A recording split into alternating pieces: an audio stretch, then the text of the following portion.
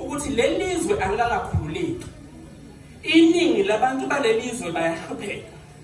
Umhlaba awukabuyi.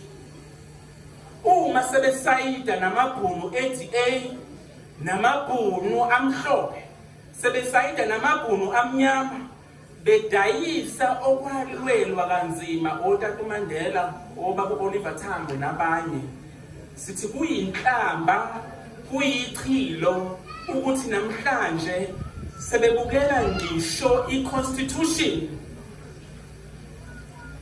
usomqingo umthethosisekelo wezwe onikeza the right to housing, the right to dignity, the right to cities.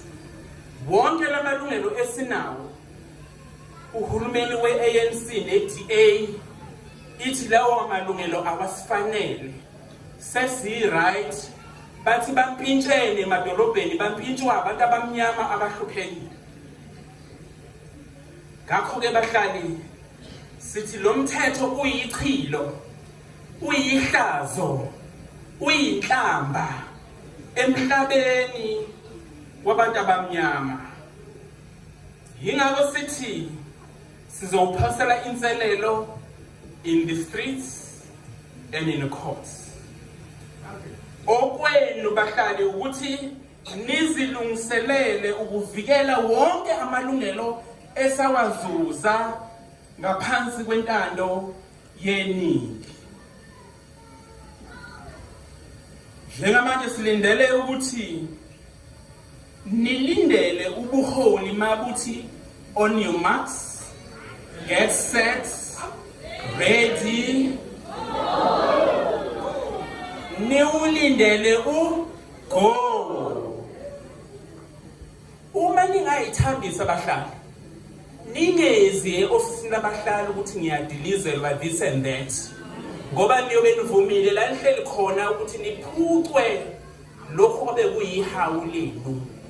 Kusukela namhlanje akekho umhlali wase-South Africa ozothi akaze akezwanga ukuthi lo mthetho ohlongozwayo uthini. Njengamanje uhulumeni uyanyanzeleka, uphoqelekile ukuthi abambe ama-public hearings, izwe lonke ahambele imiphakathi ayolalela izimvo nembono nemicabango yenu ngaphambi kokuthi lo mthetho uphase. So they will be holding public hearings, benza i-consultation, bezwe ukuthi nithini, ukuze mase beyuphasisa lo mthetho bezothi abantu base-South Africa bathi lo mthetho mawuphase. So kuzomele niwukhabe lo mthetho. Ngenyanga ezayo uzoqala kwi-City of Ekurhuleni eGauteng, la bezokwenza khona ama-public hearing. Uyeza KwaZulu-Natal, uyeza e-Eastern Cape, sizonikeza ama-date lapho uyolalelwa khona. Sithi asifuni unakizwa indaba yomthetho yobandlululo ka-1951 yokuthi abantu abahluphekile abaphucwe umhlaba ungakabuyiselwa nokubuyiselwa udaba lomhlaba lingalungisiwe kuthiwa sibuyele back eGibhithe. Kusho lo hulumeni esamvotela, lo hulumeni okuthiwa wentando yeningi. On your marks, get set, ngikushiya ku-ready. Ungangibuzi into eningi mase ngithi go. Ngoba asizodlala umasipala wakaDukuza nabelungu bakhona.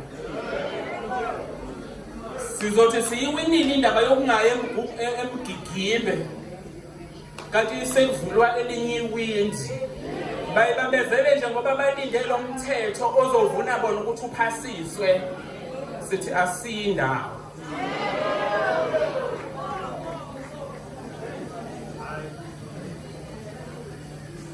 Uma nenze njalo bahlali, anivikeli isithunzi sabantu abahlala emkhukhwini, nivikela ikusasa lalelizwe, nivikela ngisho isizukulwane esizayo, our future generation. Njoba ngisho nje ukuthi kunomntwana othi ngonyaka ozayo ngiye eThekwini ngiyofuna umsebenzi okanye ngiye esikoleni, kunomntwana othi ngiye eCape Town, ngiye eKapa, ngiye eGqeberha ngiyofuna umsebenzi. Uhulumeni we-Government of National Unity uthi ayikho indawo yeqhaka emadolobheni. Obona nje ngoba sebeqalile basebenzisana nobandlululo leli elibizwa ngezanophobia. Kunabantu bakithi abasetshenziswayo March and March, Ngizwe Mchunu, Operation Dudula.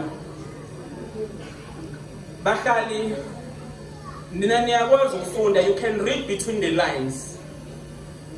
Nibuke abantu abahola iMarch and March. Nibuke lo tata obizwa ngophakela umthakathi. Uthengelwe unyanyavu lemoto ka 1.3 million. For lo msebenzi awenzayo wokuthi kushaywe kuhlaselwe omakhelwane.